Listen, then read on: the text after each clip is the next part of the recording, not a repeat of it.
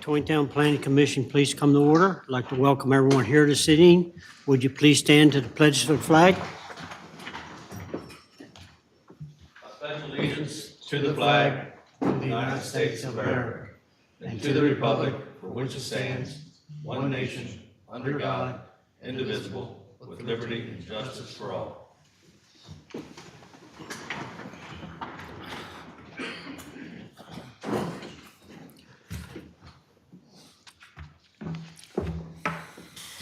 Records reflect that all commissioner members are present here this evening.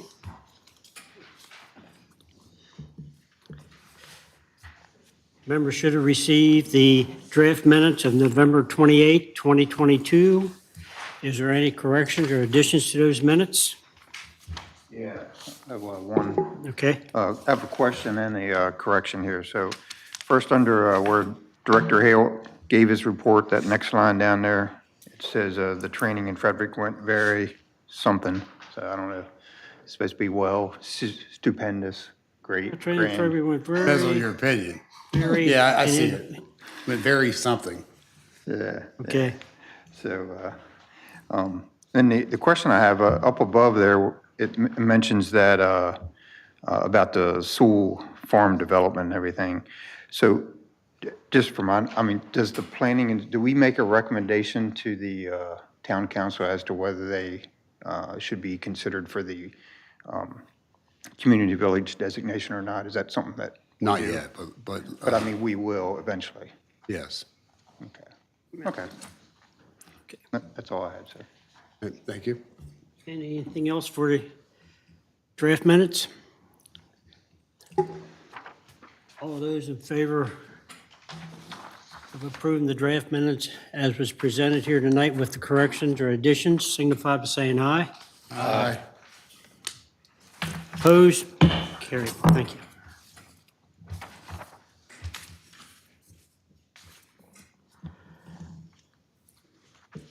Delegation and action items for tonight. First one on there is, how's it pronounced? Bellissimo's Restaurant. Concept site plan presentation. Darrell, would you like to start us off with that? And then, The Favazas have gone out and got some prints made up, and they're going to do their concept site presentation tonight. So if y'all would come up to the lectern.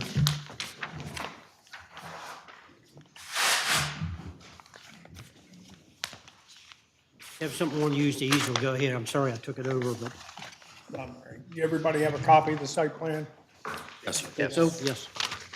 Yeah, we have, first of all, Mr. Parker, you and I go back a long time. Here's the new owner of BPR, so you won't see too much more of me. Scott Landis, so he's the new president, general manager of You'll have some BPR. big shoes to fill then. Yeah, yeah, we go back a whole long time. With me tonight is the owner of Bellissimo's and his wife, the real owner, and Frankie, part of the labor force. Right? Yeah. Right. I don't know, you familiar with Bellissimo's? They round several stores around, and what Frank and his family would like to open up is a carry-out business only at 448 East Baltimore Street. It's the old Jim LaFever property.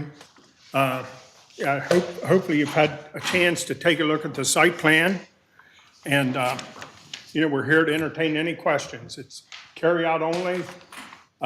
We have to create a little bit of parking for some handicap spaces, a ramp to get into the building. And just basically really cleaning up the site to sell carry-out pizza and products. This is the old one.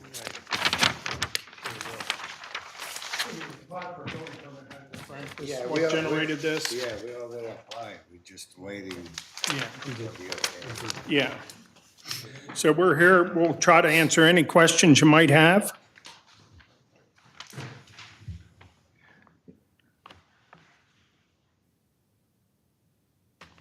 Okay, anyone has, Yeah. So, yeah, I have a question. So there's, it's like 6 parking spots there. Is that, I mean, they all for customers, or is that? We'll have some employee parking there too. Yeah. Couple to the rear. You want to tell them a little bit about, Frank, how the operation would go and how many employees you'd have at any given time? Yeah, Go ahead and we are speak into basing it on the store we have in New Windsor, which we think is gonna be somewhat like it. And during the week, we have 2 employees and a driver. 3, maybe, depend. So, but they are not normally in the building per se. They come, they go. You know, they pick up the food and they go. So really, at the most, we're gonna have 3, 4 employees. That's most, at the highest point. So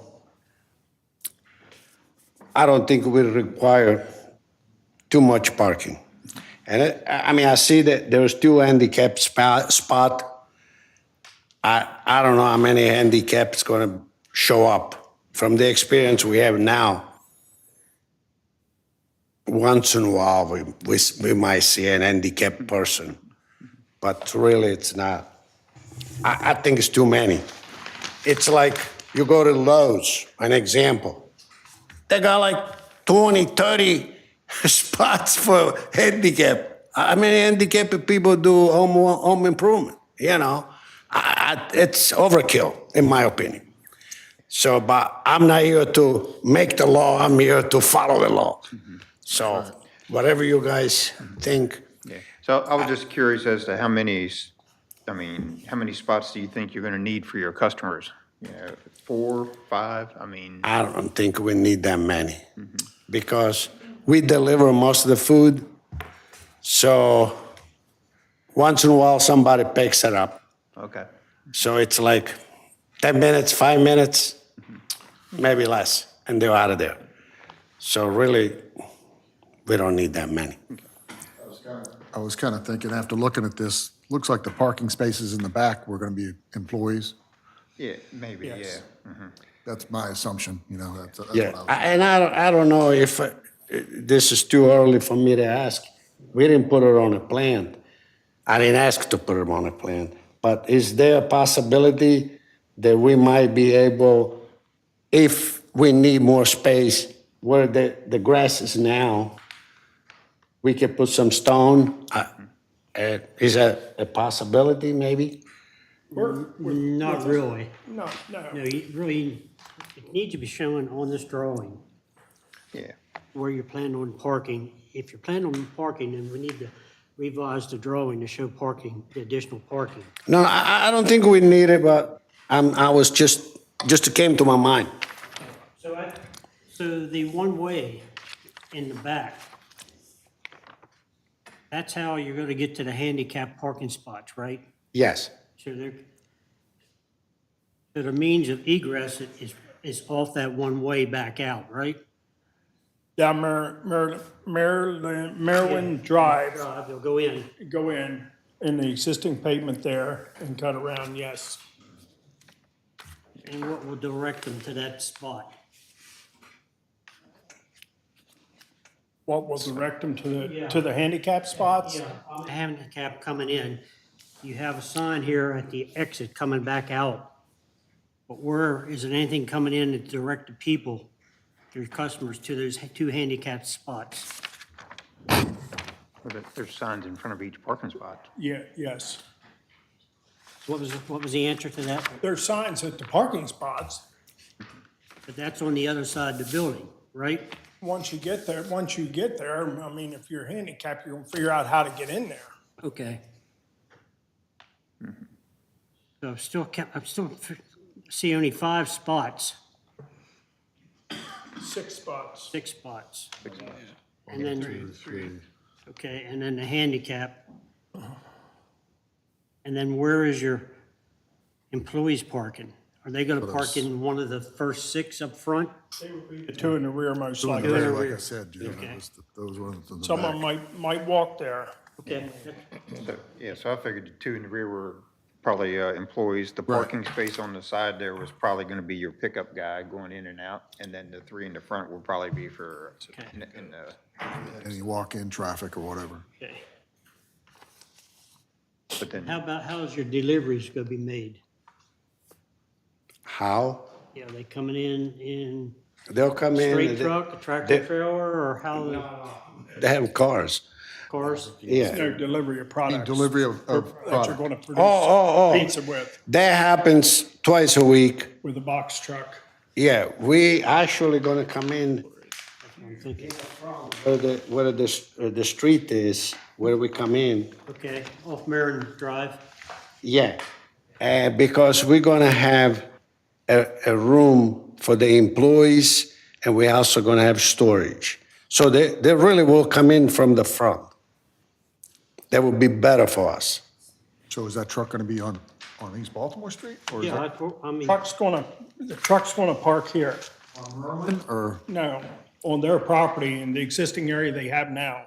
Yeah, and they're just The gonna part- wheel the it storage, around. What you had in that sketch, the storage was in the rear of the building, so it only makes sense for him to, We have to figure that out, but chances are he's gonna park in where the concrete spot is right now. okay. behind parking lot number 2. Yeah, and then Back of the building. they either go one way, this, upper steps, or they gotta go around if they're going through the front. I'm not sure how it's gonna work out exactly. While we're in that area, your dumpster, is that gonna be like a roll-off dumpster, or is that gonna be, what are you planning on using there? We don't really need too much of a dumpster. It might be one of those little ones. But, what we have large enough there, Jim, is for one of them front-end dumpsters Yeah. that goes up over the truck. Pardon me. That's why it's positioned where it is, where the trash truck can come in, pull straight in, lift the thing up, throw it into the back. Yeah. And then back out and get out of there. Okay. So and that happens once a week, I guess. here again, the size of the dumpster, we went for the maximum for the front-end load deal. There's an existing curb cut, if you've been by there, there's an existing curb cut on East Baltimore Street that we're going to use a portion there to get exit on the East Baltimore on that one way. Right. Yeah. Any questions down this end? Really clean up the site, isn't it, Frank? I mean, you wanna make it a nice Are you gonna have a sign? Because I didn't see anything here about a sign. sign. Well, we're not showing it. It's gonna be on the face of the building. I like to put it in the front of the building, on a roof, if I can. It cannot go on the roof. It cannot go onto the roof. What I he think means you, by that, yeah, you must, can I So- explain it? There's a roof on the porch, yeah, and on the face of On it the fascia? is what he's talking about. Yeah, On the peak of the. yeah. On the lower roof, yeah. will it work there? As long as you comply by the square footage. The square footage is pretty small for a sign out there, but people are gonna know where you're at really quick, Bottom line is, he has to come to you for a sign permit anyway, once he Yes, determines what he wants. Yeah, So, Well, we have an existing sign right. already that we took it out from another store. you have to get the square footage and all and go with Daryl and get a permit. You have to, that's a separate application process. Small in that area. It's not like, shopping center. We'll see if that works. Otherwise, we gotta get another sign, we get another sign, I guess. Yeah. I mean, How about, like Mr. Parker was saying, directional signs on the street, Daryl? What are we permitted there to do and not do? Well, they can be lit. Just one way, somebody had them. I think Dunkin' Donuts had them, but they got tired of people running over them. So I think they just went away. He'll have to have some small signs for parking for pickup or something like that, or, or walk-up signs, walk up here to this window. Is that all things that Frank's gonna have to permit? Just the main building side, I think is gonna be what's gonna be permitted, yeah. Okay. So there will be some control over how many, the signs. The biggest thing would be the compliance with the lighting that we use. I think Jim's getting out the big book. But you make sure the lighting isn't offensive to neighbors, because you're at a restricted general business or restricted business. So you have neighbors on both sides, you really, and across the street. Well, there wouldn't be a whole lot different than the handicap signs other than park here for pickup, right? Yeah. I mean, you don't even have those over to the other store. But you might need them there. I think my only concern is that I hope you're going to be really, really busy. And hope I have so, it doesn't look like enough parking to me. Because you like pizza, right? Honestly, like I say, people, But- when they pick up, they come in, get the food, and out to go. They don't stay. Yeah, I understand that, yeah. So it's What's gonna be your hours of operation? hourly, we're gonna be either 10:30 or 11 to 9:30 during the week, and 10 Friday and Saturday, and 9 Sunday. Okay, so it's 7 days a week, those times, okay. Yeah, it's a 7-day-a-week operation.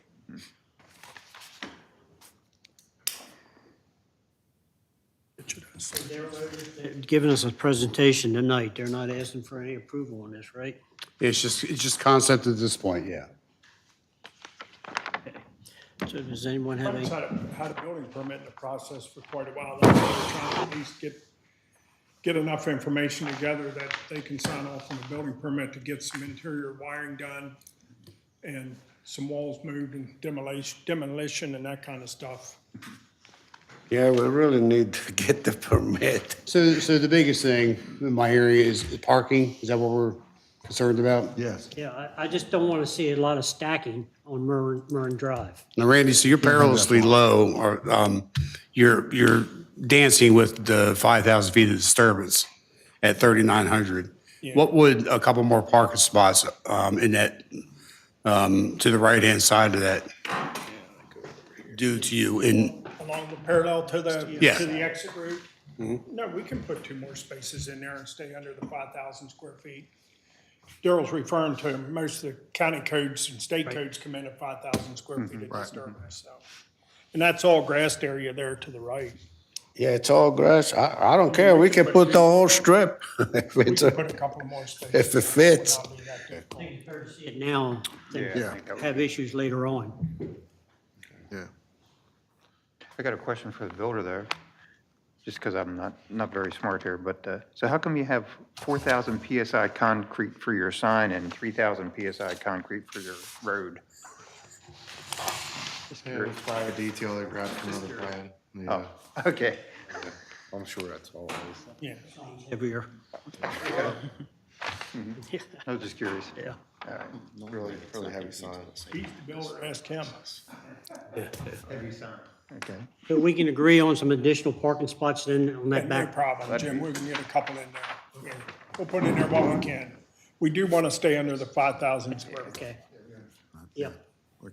See what you can do there. I think that'd be great. squeeze in what we That's a can. good idea. That's a good idea. If we could put it alongside there, beautiful. Okay. Any other comments?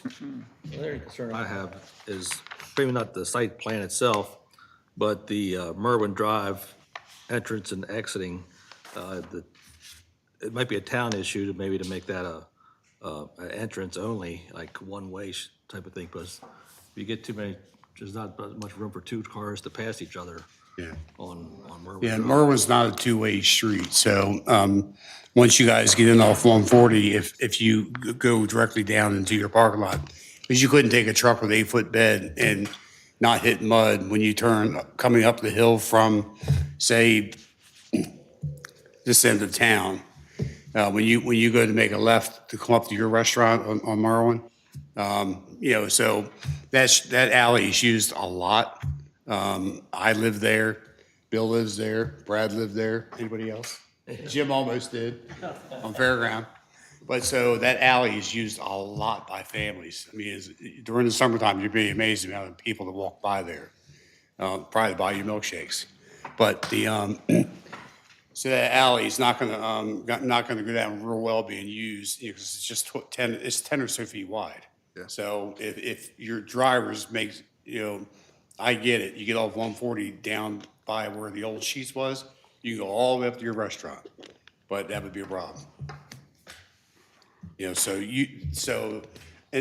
The travel for that business coming off 140 would maybe something you guys want to entertain instead of traveling up Merwin, because once you go up Merwin, if it's wet out, that field is real soft. If you're trying to get off the road for someone to come up, that would be a problem for somebody, most vehicles.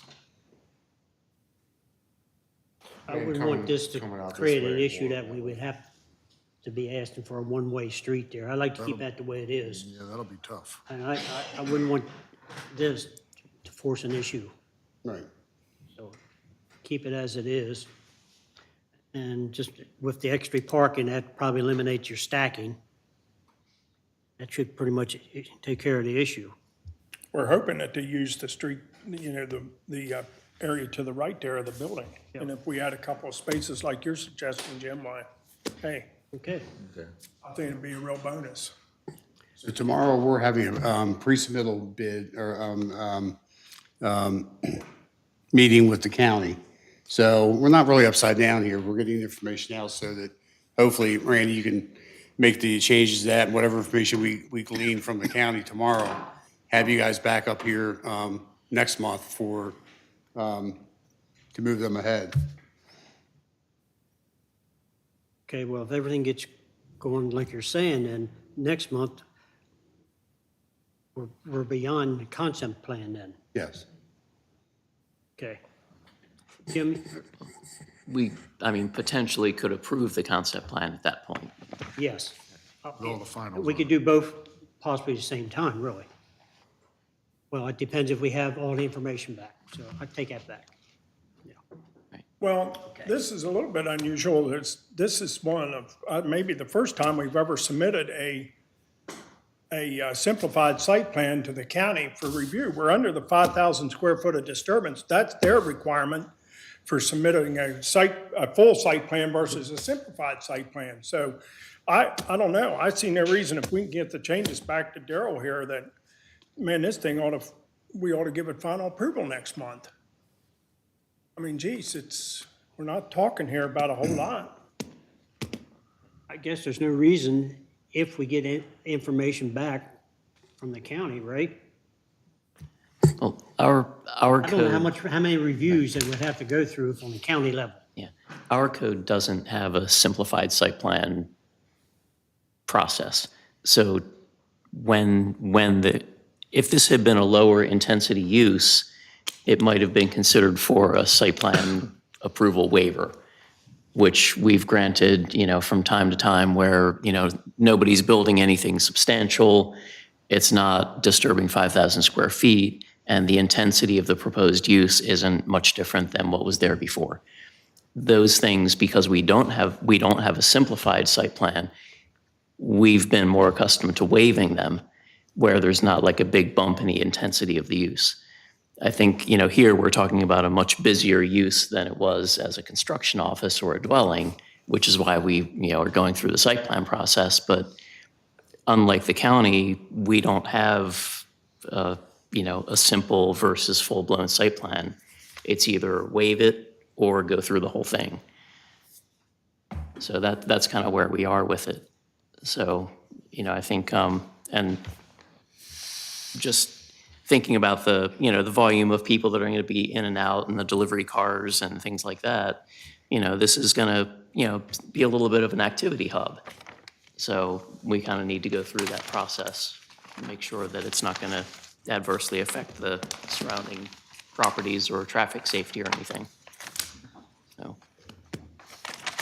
So would it be appropriate to ask for approval accepting this or approval for distribution? Or is that the step we don't need to go through? Well, from prior meetings, I think we've talked about trying to not be nailed into approval the first time that you see a plan. Right. So we've talked about that, and that's specifically why it wasn't put on for, request for approval, because this is the first time you guys have seen it and the first time it's been discussed publicly. Okay. All right, then. That's where we'll leave it then. A month from now, is it possible to have public comment if they wanted to say pros or cons? And is it a possibility that we as a commission can say waive? Or are we automatic because of the increased potential traffic? There's only one option. Well, Councilman, so once Randy makes the changes here, and again, tomorrow's a big day. We're gonna be working with the county for the for the conference. And that's gonna bring information that Randy may make changes further from that, but definitely the parking is gonna be the big items you guys have discussed. Right. And we discussed the use of the alley. Hopefully it comes off 140, makes a left into your lot and leads on back onto 140 to preserve that walkway back here. And I'm not being selfish about it being my house, but all the kids, the families that walk up and down, my wife and I walk that alley. It's not air conditioned. But all the families that walk up down there, it's a really important key feature for the 3 developments that touches. So, for safety-wise. Well, we talked about this before. I think I told you. Yes, sir. We plan on coming in from the street, From East Baltimore. from East Baltimore into, I can't pronounce. Maryland. And then just to make a left Yeah. and get out the other side. Right. So really, we have no business going any other place on that street. Okay. Because unless there is a delivery back in there somewhere. Beside that, we have no reason to go back. Okay. So it's just only a little bit where our property is. That's it. Well, back to Lee's question. I don't want to go back and have you come back and ask for a waiver on it.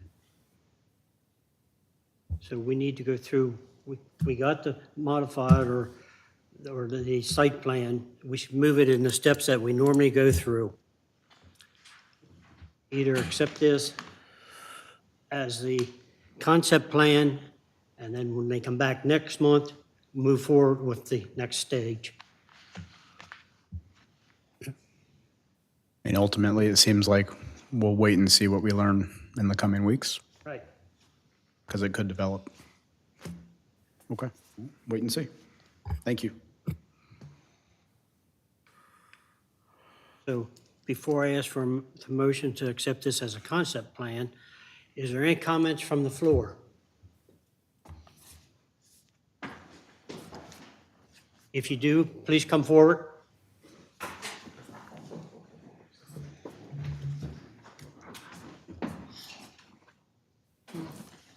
Please state your name and 447 East Baltimore Street. There's no parking on the street there. They'll get you real quick. So if 6 parking places in the back isn't going to cut it, so you might as well figure it. Is it going to be a one-way in, one way, and one way back out? Or are we going to make a one-way in and one way out? That's an answer. Something to think the about. alley, what they have here in the back is a one-way out, Once you get on their property. once you get on their property. That It's- becomes a You're coming one-way around out. and one way out. And the other would be if you follow that procedure from the beginning. Ollie. But I wouldn't want to make that a one-way, Merwin, a one-way alley. But there's no parking on the street. No. And 6 parking places is no parking places. I know, got a business next door. So if you have the 6 already, you're going to add, pardon me? 7. 7, and you're going to add 2 more, Yes, we're going to, yes. at least 2 more here on it. We may add 3. Okay, so that'll give you 9, possible 10, counting the handicap. Did that sound sufficient? So I'm counting many's 6 there? down to one 8 side. of them there? 6, 8 plus 1. 8, and then maybe 3 more. Three Might be more. 11. Okay. Is that Yeah, what I'm they have sorry, over in we New have 8 Windsor? there I mean, now. comparing it, he was Eight comparing it spaces to there the now. New Windsor. 8 spaces there now, But it's Jim. 2 handicap. 3, 4, But 5, 2 of them are 6, handicapped, 7, but they 8, could right. convert one of them to a regular space. The county's gonna tell you how many you're gonna have to I was have gonna say, handicap. that's, 1 per 50. Right. I don't know why we had 2 there. Yeah. You need I've one, been to the one in New Windsor. I can't remember. There's parking along the side. There's parking on both sides, right? on the street, right, Frank? Yeah, what people do, we have a sign, 15-minute sign in front of the door. They pull up, they come out, they get their food, get back in the car and leave. The parking is right in front of the door. But there's no park. That parking- streeting does have parking on it, right? Yeah, we have parking in the back of the building also. All right, well, I think if we can move to 11, I think that should be sufficient, that's my opinion. How does the rest of the commission feel? I think that's adequate. Just with a guesstimate of the square footage of the building, that would be the appropriate number of spaces based on the parking code. And how many would that be? It's 1 parking space per 100 square feet for food services.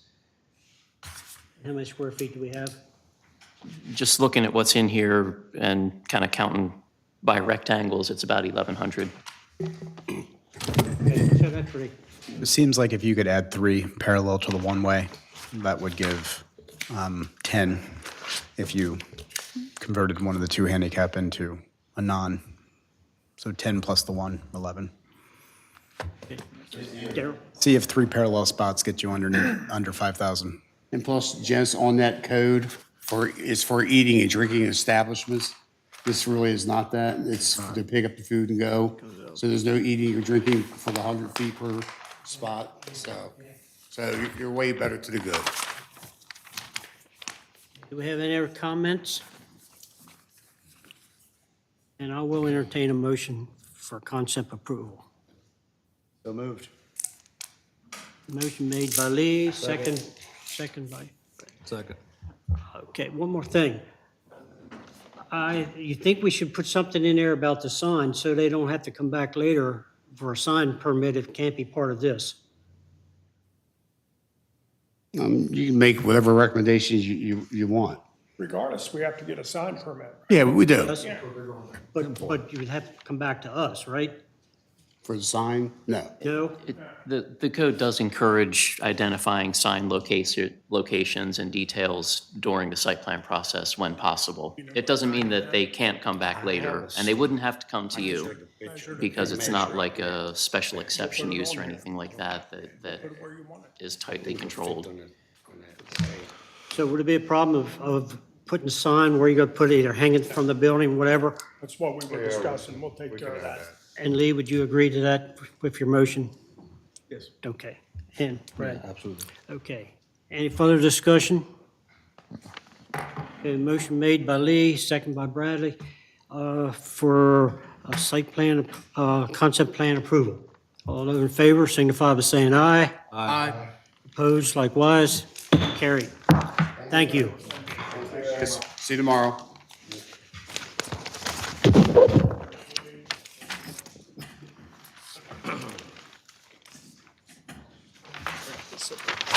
I'll let you fold it up. I'm finished.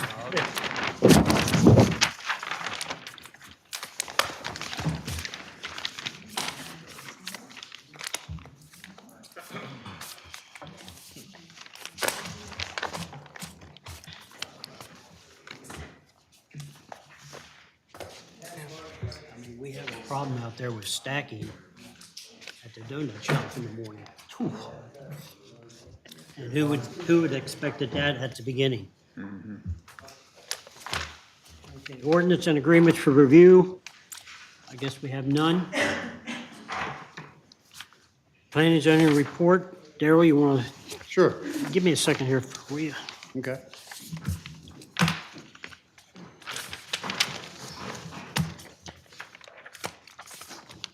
find your report. Go ahead. Okay.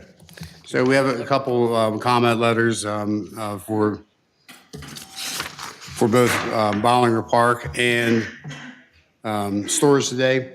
Stores Today has made incredible progress with their MDE things. So, in fact, in speaking to Bill this afternoon, he was pretty confident that in a week or so, he'd have all approvals for all the MDE stuff. He's still got a few things to work through, but it is flying through the process.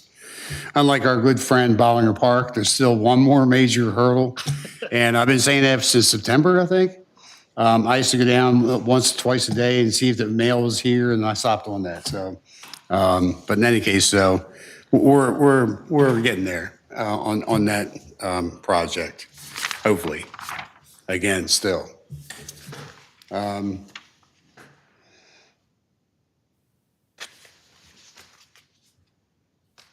On West Baltimore Street, what we call the Danner property, what was the Danner property, it's where the billboard is on West Baltimore Street. At the curb, that land was sold and it was subdivided. It was divided and sold, okay? Ward Homes bought both of those lots, and I've issued a permit for the one home. It's a home, it's a model that's in Meadowbrook, 5 and 6. It's the Augusta. And that's what's going to be on East Baltimore Street one day and on Westview. So that'd be nice. Yeah. So the land's moving, okay? The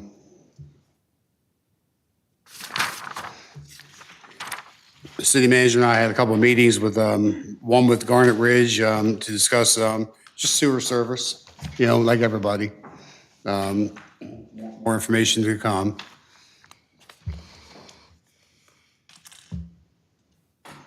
And Mountain Brook, we discussed the Antrim extension. It's pretty amazing. There's 3 projects rolling around that have one part of the bypass or whatever we're calling it this week. That's pretty cool. And they're all working with us, okay, to preserve something, at least having a conversation.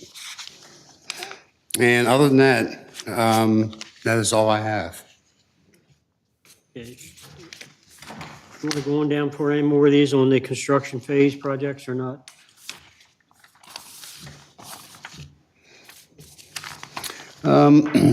So Meadowbrook 6 and 7, they're all 100% built.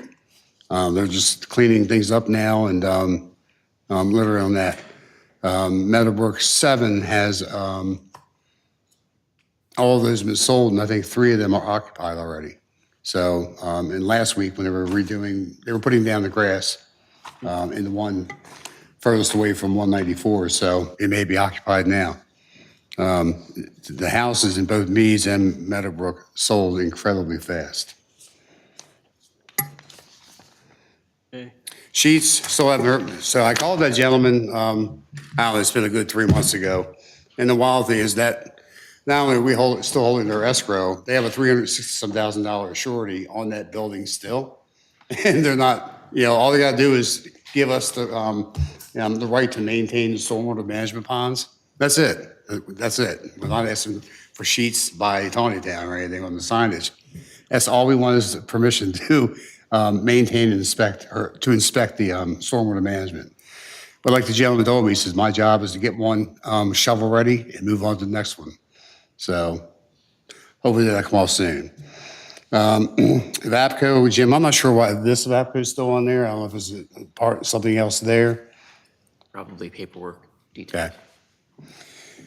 Paperwork detail, you know, administrative stuff. So what about on the county side as far as Vapco? Anything more going on with that? That'll probably be a little bit of a hike. Right now, what is happening at the Vapco is they're redoing their bathroom and cafeteria area. Huge, very nice project. And then they're soon be starting on their office space. And is the number okay for me to talk about? The amount of? I guess the square footage. Yeah, well, that's one I don't know. So anyway, it's a pretty big development for that building. They're gonna bring a good many jobs here. The old Browning Farm, that's out in the county still, and that's yeah, that's going to be a project. 20 crossing, I thought last month we said we could take that off. Longer than that. So there's for us to accept the lighting out there along Harney, or as you come around West Walnut Street and around the Harney, there had to be an easement for us to be able to accept that and maintain that. And yeah, it should have been, I started looking today, like, who's the next person we got to call? But the drawing's been done, I believe. I thought we were done on that one. Yeah, but, yeah, so, yeah, I'm hoping to, it's, we're running out of space because we're gonna be adding a couple more on here. So I don't know if I'm gonna do something creative, like, put them side to side or something and, whatever, but anyway. Tannery Barn, I recently called them. Just waiting to hear what the additional land that they purchased, perhaps, that might be able to get them closer to the, I guess, the stormwater management. They're trying to do it through a lot of vegetative sources, different types of well-type stormwater management. And FP Duffy, I rode out there last week. Has anybody been out there? Just passed.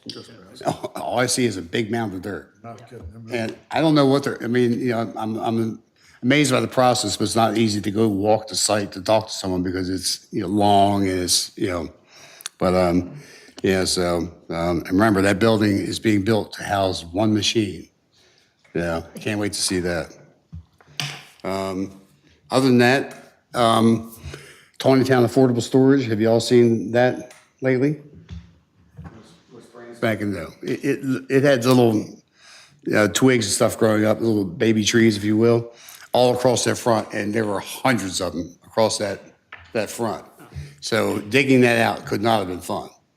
But it's all dug out, it's all planted per the agreement that we were able to work with down at the county.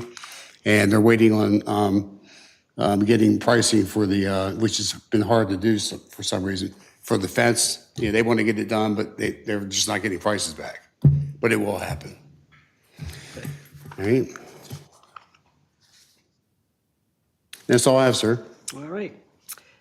Moving to the legal update. Jay, you have anything for us? Good evening, everyone. I have no report for you tonight. Everything has been focusing on things other than planning and zoning for the past couple months. So, good for you all. Not a lot of stuff coming in the pipeline that way. Anybody have any questions for Jay? All right. Thank you, Jay. Moving on to the county update. Tiffany? Good evening, and Happy New Year. Happy New Year. Right, yep. All right, we'll start with water sewer. There's usually 2 amendments, spring and fall water sewer amendments. And in 2022, the fall amendment this week is going to go to the Maryland Department of the Environment for approval. And there will be no upcoming spring 2023 amendment because we're going to just focus on the triennial update. And the city's already been working with the county regarding that. The Transportation Master Plan on December 7th, Chapter 5 Corridor and Subarea Analysis for Taneytown was presented, so you can watch that online if you'd like. It was presented to the Planning and Zoning Commission. And then the Chapter 6 will be discussed during February and March, and that will be focusing on the planned major streets. And I'm not sure when the Taneytown streets will be focused, but I'll let staff know when that's coming up. Thank you. And we started collecting information for the annual report. Been in touch with the city, and they're compiling information to get to us. If you didn't get a copy last year, we do have the annual report. Taneytown is in there, and that is available online with our department, with all of your development as well included in that from last year, from 2021. And now we're doing the 2022 report to get to Maryland Department of Planning by July 1st. The hazard mitigation plan that the city worked with the county on for getting together for FEMA and MDEM did come back with a lot of revisions that need to be made, required and recommended. So the county has met again to review what was what was recommended and required with FEMA to go over what we can do with that. And we're just getting word now about how that meeting went. So we're not sure, but we'll let everybody know. I'm sure they'll be in touch with staff here as well. And the Economic Development and Land Use Study has kicked off, and that is for, it's the first part of the 2025 General Development Plan or Master Plan for the county. And a little more information on the Economic Development Study. It is to be conducted so the county can get an up-to-date snapshot of where the county currently stands economically in the region and how the county is positioned moving forward to grow and prosper while competing with the many jurisdictions in the regional market. And again, that will become part of the 2025 master plan, and there is a public workshop open to anybody for the study, for the economic development study, and that'll be at the Exploration Commons, which is the basement of the Westminster Library, and that is on February 16th from 5 to 7. Any questions, comments? Anything? Okay, Thank you very much. Have a good evening. Okay, moving to the old business. Sewell Farm discussion on Worthington Boulevard. Someone want to lead us off on that? So, again, this is one of 3 possible developments that are keeping in mind our bypass or a section of it. And the Worthington Boulevard, part of it is a big chunk of that. And Jim, which point did you want to? I'm sure a lot of folks up here are not familiar with the Greenway, the bypass, the Worthington Boulevard. So I was going through some of my back files and I found this up there. And plus, I gave you each a copy that's not quite as bright and easy to follow as up there. But I can't tell you when this started, but this goes back to the beginning, whenever the beginning was. And that goes back quite a few years. So what we refer to as it's been known as the Taneytown Bypass, Route 140 realigned, the Taneytown Greenway, or just plain old Antrim Boulevard, would pick up from where the existing Antrim Boulevard terminates at Trevanian Road, swing around the south side of the city, cross Route 194, and join back up with 140 on the west side of the city, proximate to a little east of Venue Bouchon, that used to be the Havilah, or a little west of Flowserve. From there, Worthington Boulevard would be another planned major street that would pick up from that point and loop around the northwest portion of the city through the Sewell property and others and join up with Fringer Road. So between that and I'll call it Antrim Boulevard, we would have 3/4 of essentially a beltway around the city. So this was envisioned long before I got involved with things. I think it was probably I'm not even going to venture a guess. I've seen some very old documents that have state highway rights of way, and state highway actually still owns some of the little bits and pieces along that planned route. At any rate, the concept that was placed before you for the Sewell Farm has the street that would become a public street shown along the southern edge of the Sewell property, pretty much parallel to the southern edge of their property. That doesn't really, so depending upon what we want that Worthington Boulevard to accomplish, I don't know if the Sewell concept achieves that or not. So if we want that, and the reason that I suppose we're entertaining some discussion here is, as it's laid out on that comprehensive plan map and has been on the last 3 comprehensive plans at least, Worthington Boulevard crosses a substantial floodplain.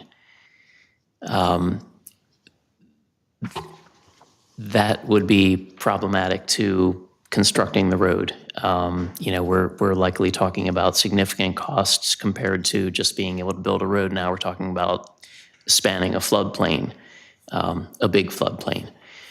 So it certainly can be done, but there's a cost, more than just building across a level stretch of ground.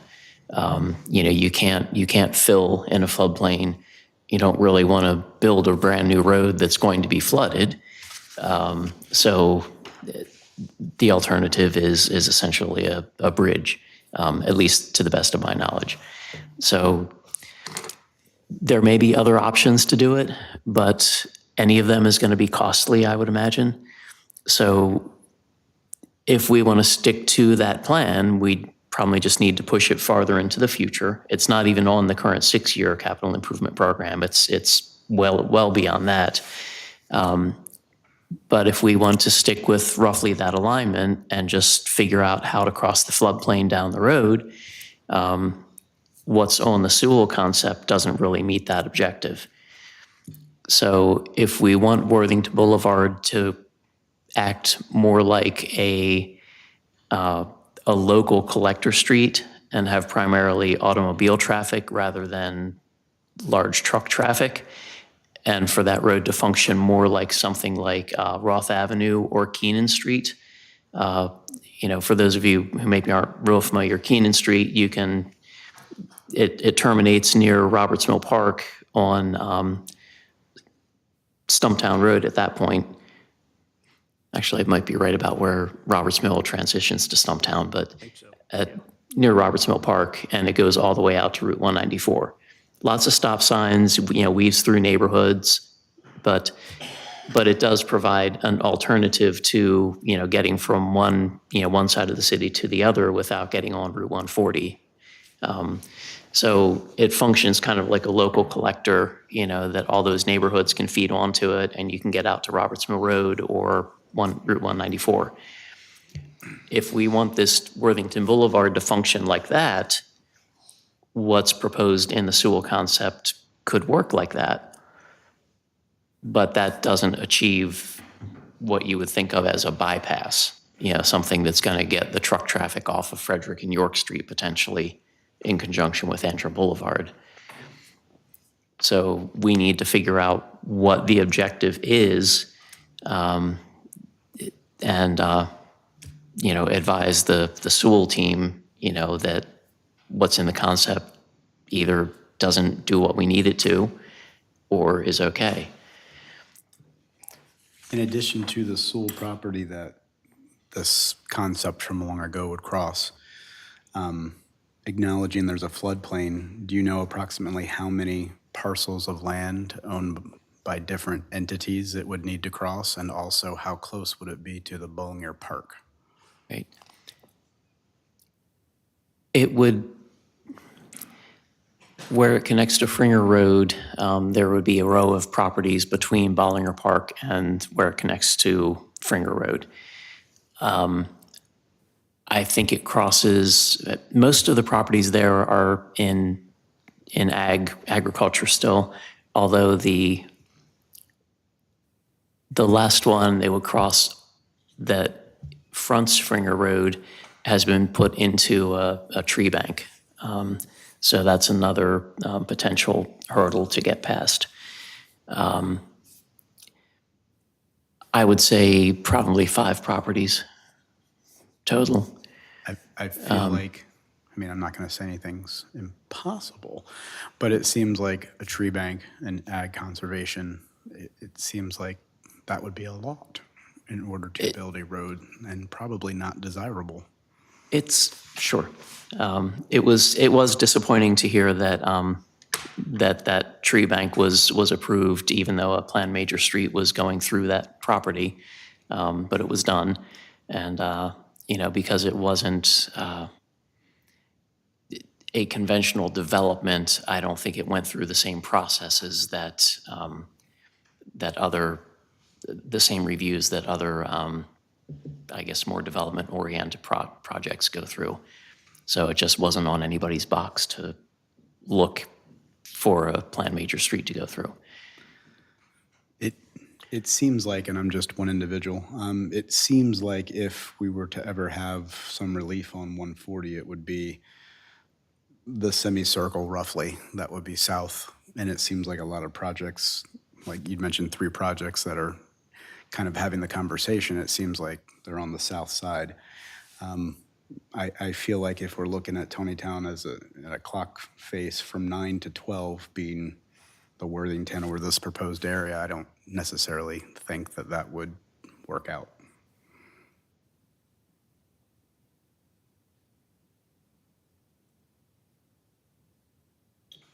What options, I mean, or suggestions would we have there? I mean, looks like the easiest part is getting around on the south side, especially since this other development.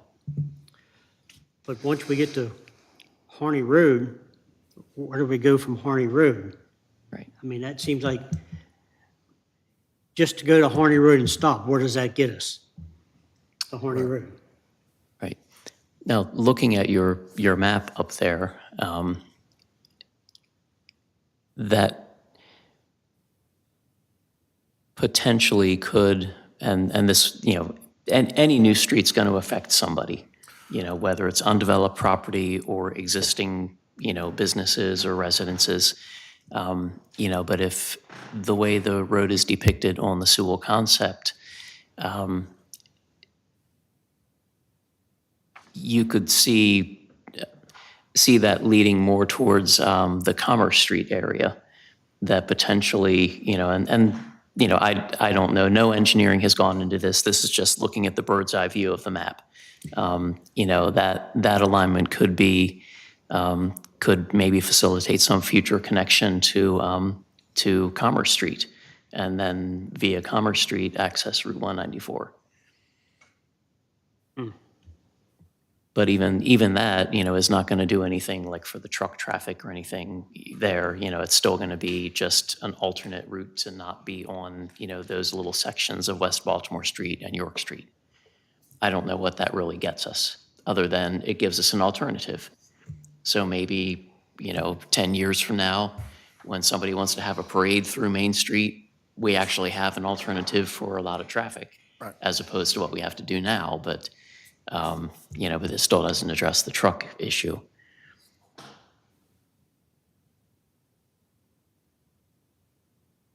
How wide a path or how wide of area are we talking about, or do we need for this greenway or bypass or what? Or even if we go to the Worthington Boulevard, Right. we'd be downsizing it. Yeah. So what are we talking about as far as? So what's on the comprehensive plan for at least the Greenway or Antrim Boulevard is 160-foot wide right-of-way, which is pretty huge. That was envisioned at the time to include like a parallel multi-purpose trail for, for recreational purposes. And I think that was, basically the Greenway phrase was coined to indicate that this was going to, include this pathway and be heavily landscaped, et cetera, and make it a nice boulevard sort of feel, in addition to, carrying traffic around the city.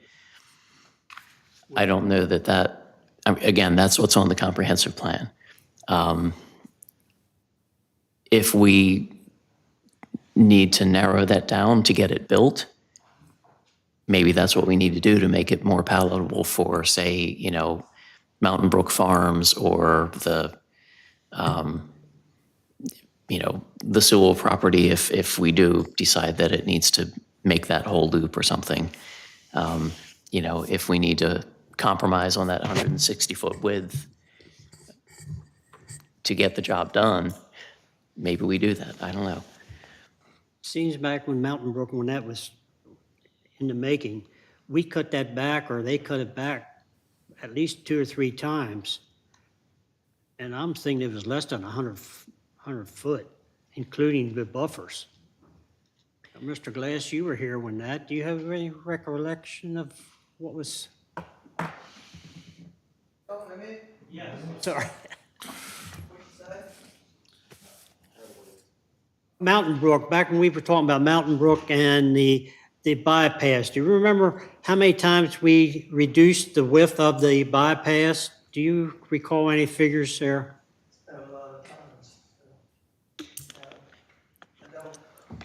Okay, but that's, I mean, if you, but if you would take,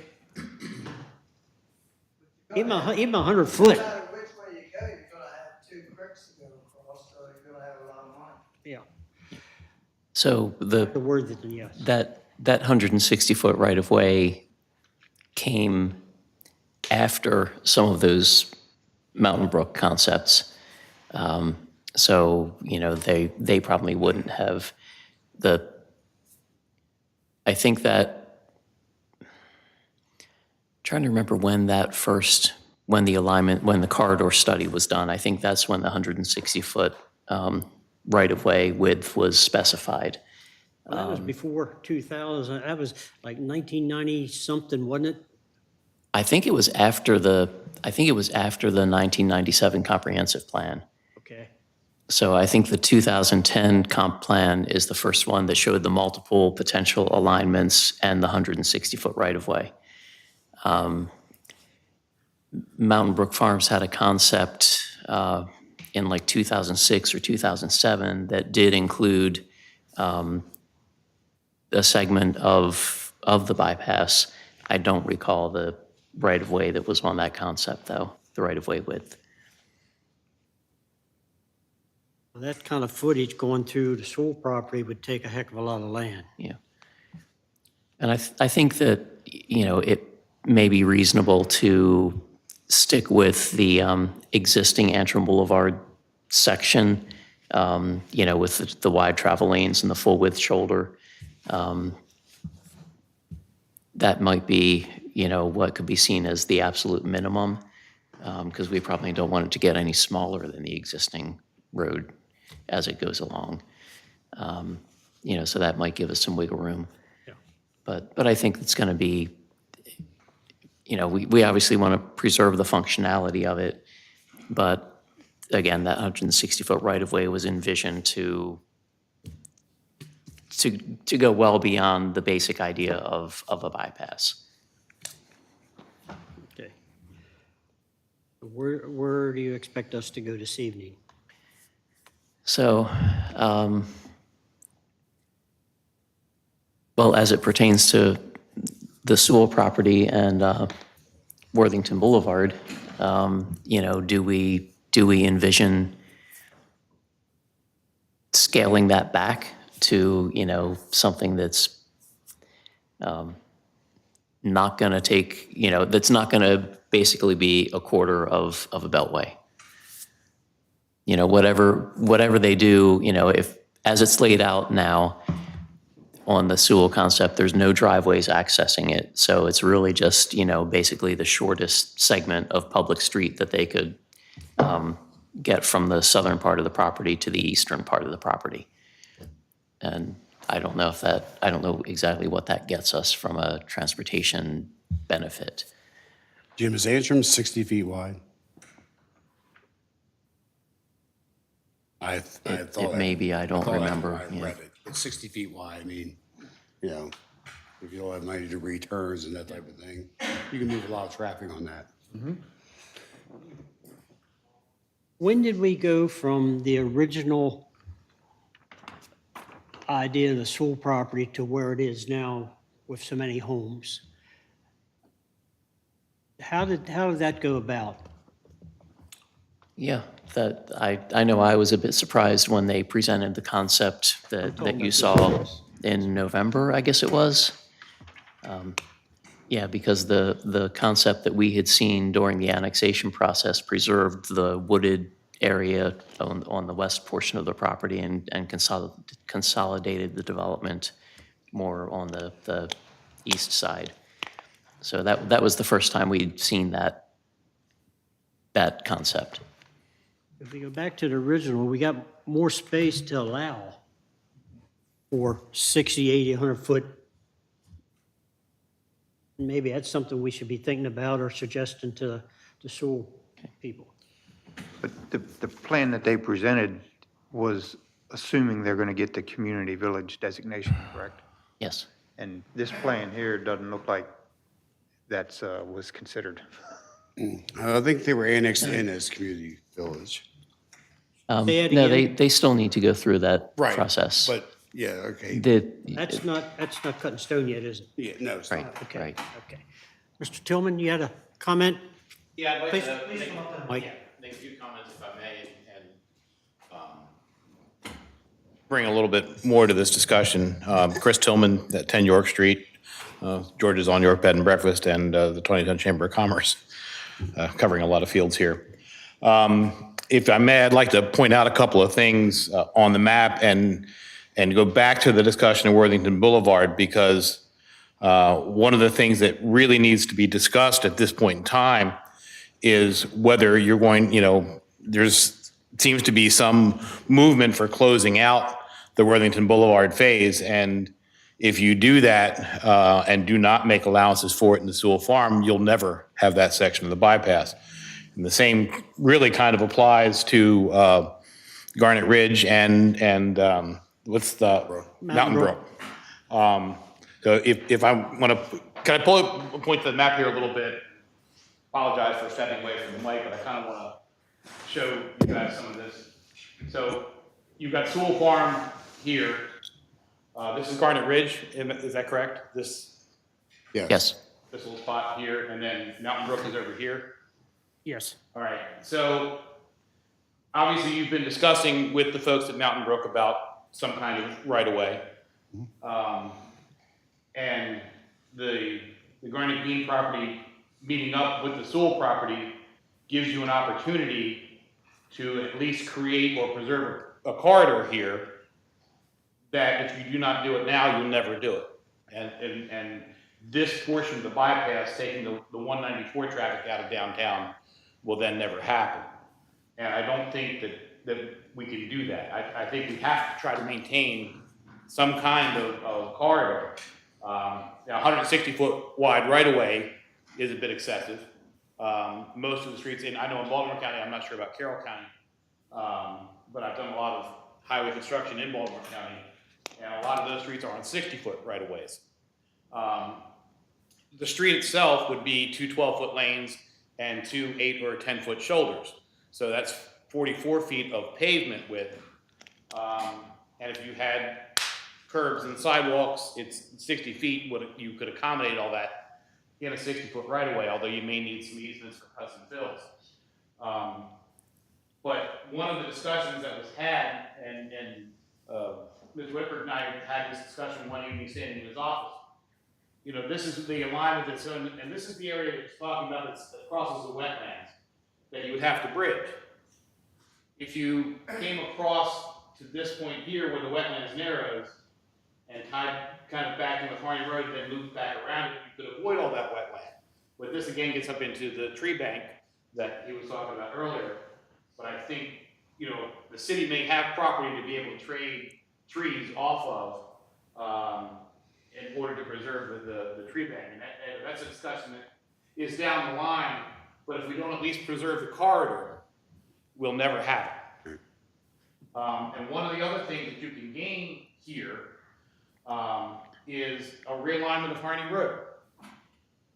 You could realign that back through the Sewell property and come back here to a squared intersection and get away from this nasty angled intersection here that nobody likes, and it's fairly dangerous. You've got a curve here on 140, you've got the intersection coming in at an angle, you've got bad sight lines. So if it could be presented in that way, that you're solving more than one problem, perhaps that's something to look at and to consider. But you've got a very unique opportunity here because all three of these properties are in the development phase. Regardless of where the state is or anybody is, the county or anyone, in terms of whether or not they're trying to push the bypass through, you've got an opportunity to, at our level, make that preservation happen and at least keep the option open. But if you allow development through here that does not preserve those corridors, then you completely close it out. And essentially doing Taneytown to be just a noisy, busy crossroads with a bunch of developments around it. So I think we have to take this opportunity. If we don't, like I said, you'll never get it again. You know, the ones that's filled with houses, you'll never be able to get through there. But this is your opportunity to get that. And I really encourage you to think about that. Think about making, you know, doing some realigning, thinking about outside of this box of what's shown on this map and say, okay, well, what, can we do something else? Can we solve this problem by going here? Can we solve this problem by doing this? You know, because if we do nothing, we'll get nothing. So I really, you know, very much encourage you to, and, you know, one of the things they showed, you know, the Garnet Ridge connecting possibly with Sewell Farm. You know, and maybe that's a way to get in that way, you know what I mean? It gives you one intersection here, and you can bring it out to Harney Road here. And then later down the line, you know, make a better bridge crossing here and go around and meet back to the Fringer Road. And get, because if you just have a bypass that goes from here, that might clear Baltimore Street, but it does nothing for York Street and Frederick Street. So if you don't get this section, you haven't solved the problem. The trouble is, the further out we go, the further back Fringer Road, the more issues we'll have on Fringer Road. Correct. Although if you get across here, you're coming right back into where it originally planned to anyway. Yeah. So if you're skirting the wetlands here to get back to this point, then you're right back To where we to were. where your plan takes you anyway. Thank you. I don't think we have any intent of not following through with this in one way or another. I just wanted to It's on our master plan, and I think we want to maintain it on our master plan. You know, I think about this a lot. You know, I mean, with my business, you know, trucks literally vibrate light bulbs out of their sockets in my house. So, you know, for the long term, for the long haul, you know, don't give up on getting this route through. Thank you. Thank you. Jim, is there any contact that would help us on the state side, the state highway, their engineers, even if you had a conversation with them or, you know, small office meeting or something to give us some suggestions or ideas what they could bring to us? I mean, they're the experts. They could give us maybe some guidance. I can certainly reach out. So I think it may be more likely that, you know, if we really want to delve into this more thoroughly, we may need to commission a study on, you know, on options. So that, you know, not something that's going to happen quickly, but, you know, that may be really our best approach. Okay. So, I mean, that's not,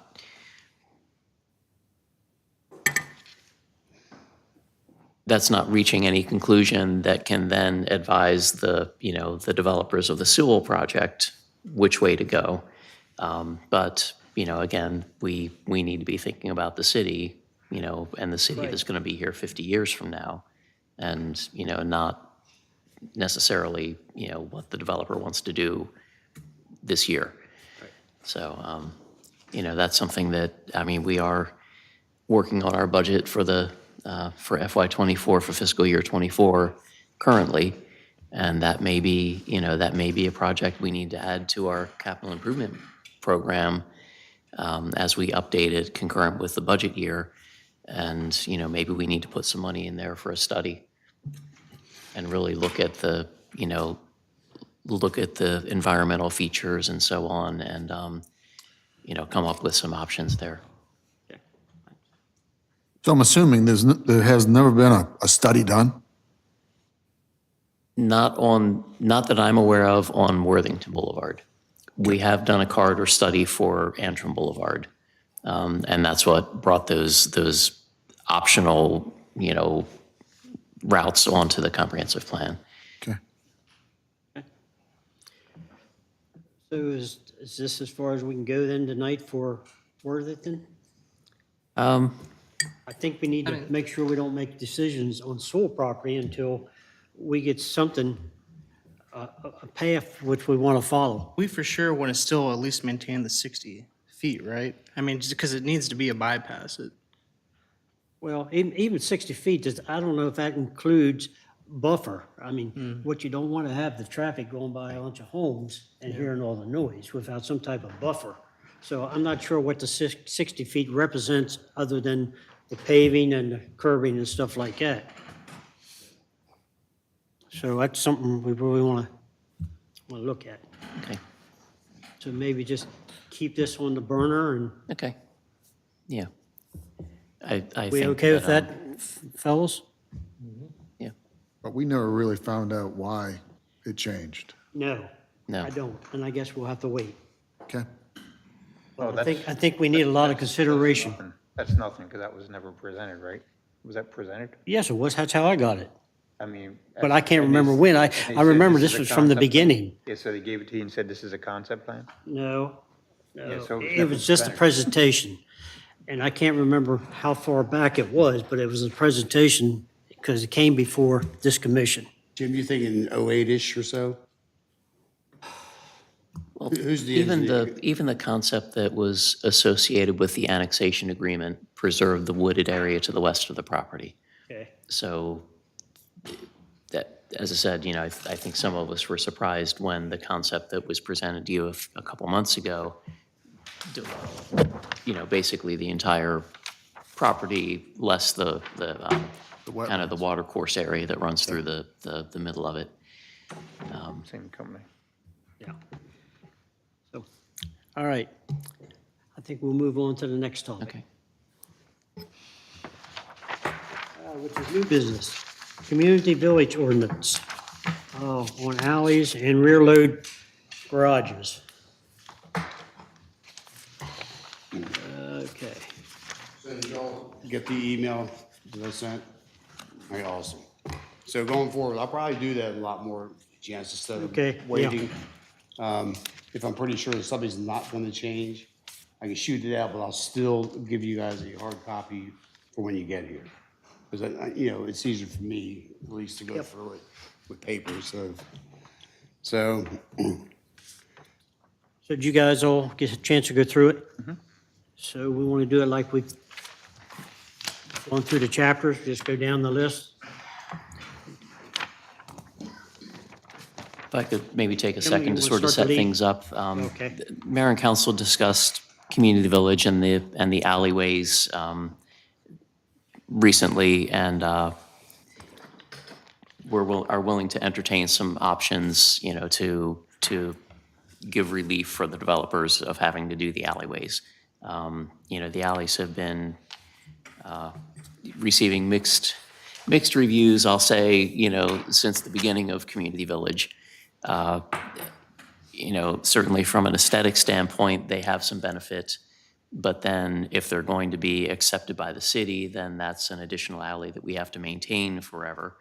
And it also creates, even if you narrow the streets while providing alleys, it still may result in a net increase of impervious pavement, meaning more stormwater management and more challenges there. So aesthetically, it has benefits, but then there are a lot of drawbacks also. So, it's another place we have to push snow. It's another street we have to, mill and overlay every so many years. So there are downsides to it as well. But it appears from what we have heard from multiple builders and developers is that there's not a market for that particular product here. Even though there is, 20 miles down the road,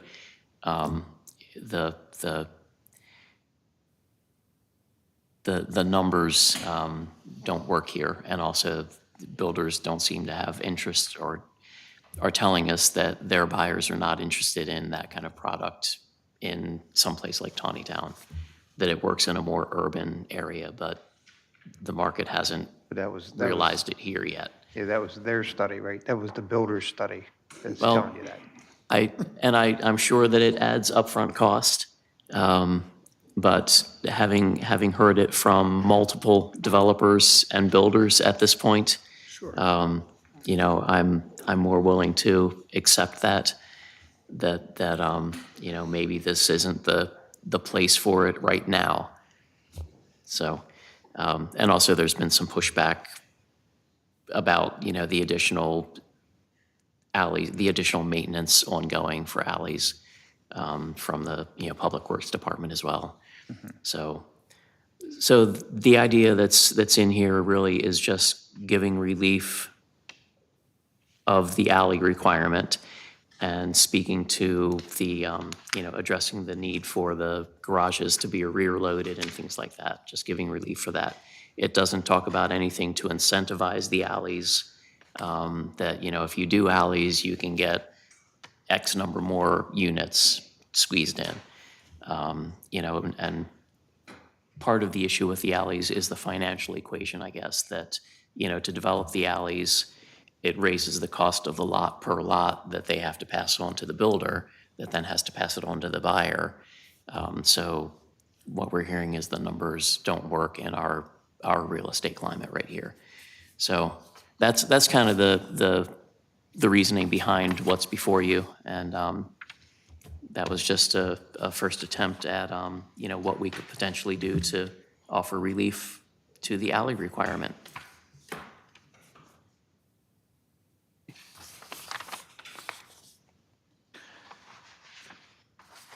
Someone want to start off going down?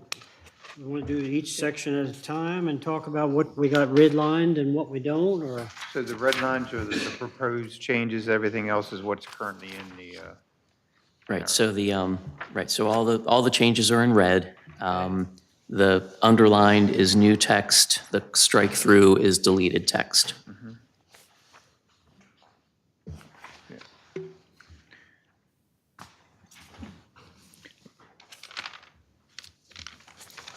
So Dan and you and Lee, you guys have handled the last section very well. You want to start and go through them again? well, in section D, so that's the first place where you have changes, correct? Yes.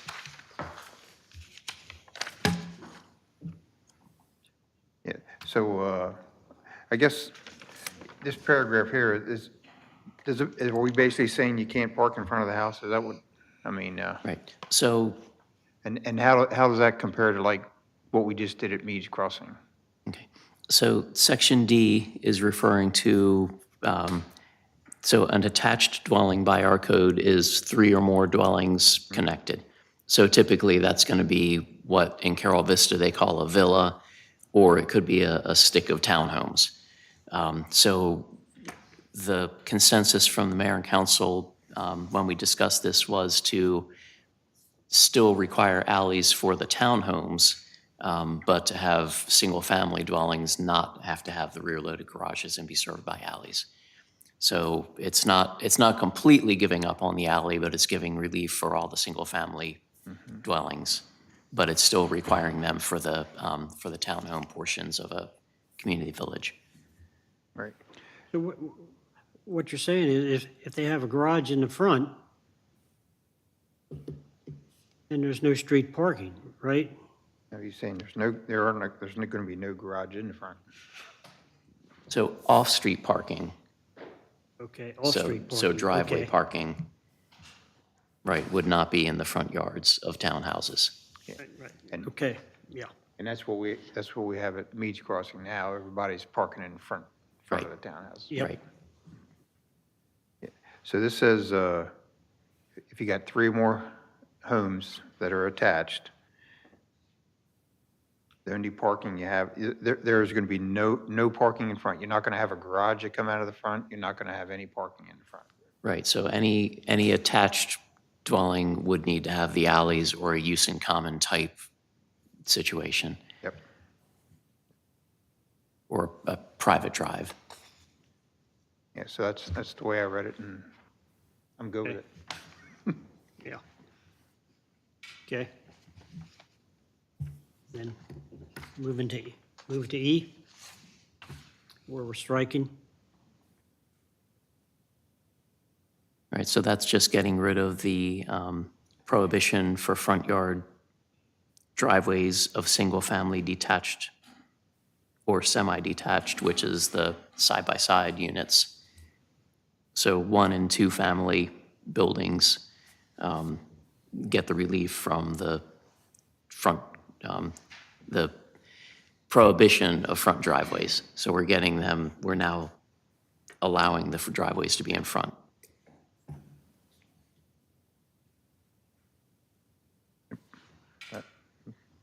So the garage, so in that case, if you have an alley and a garage in the back, there's no parking in front. Is that what you're saying? Yep. So driveways will be, if you skip the strike through, basically it's saying driveways are prohibited in any front yard setback area of a townhouse or other attached dwelling. So it used to say single families as well. So But if we're I'm giving visiting, the if I'm single visiting you, families I can't relief park from in that. front? Right? Well, you could still have street parking, Right. but you can't. Street The- parking. Right. Yeah, It's you can't prohibited park in the the, front yard setback area, Yeah, you can't park in the front yard anymore. But you can have all street, or, street parking. street parking, right? Parking at all. Yes, none of this talks about street parking specifically. So if you have a townhome, your garage is gonna be in the back, and you gotta go around back to park, unless you park on the street. So you can't drive right up to your front door like you have out at Meads Crossing. Right. And I think that means you can't have a garage in the front either of Right. your house, if you have the attached townhomes.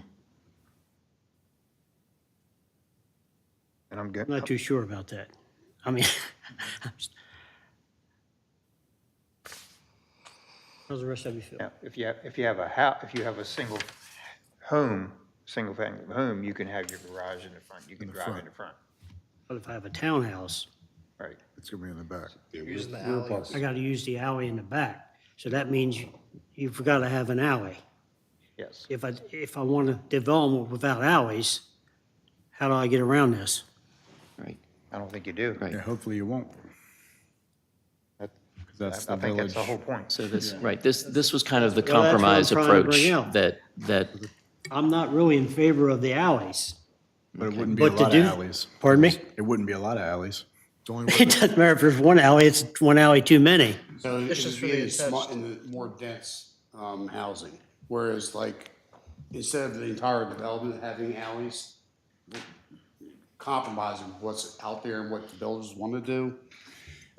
You know, because the alleys, they do add a nice aspect. It does clean up the front of the housing area.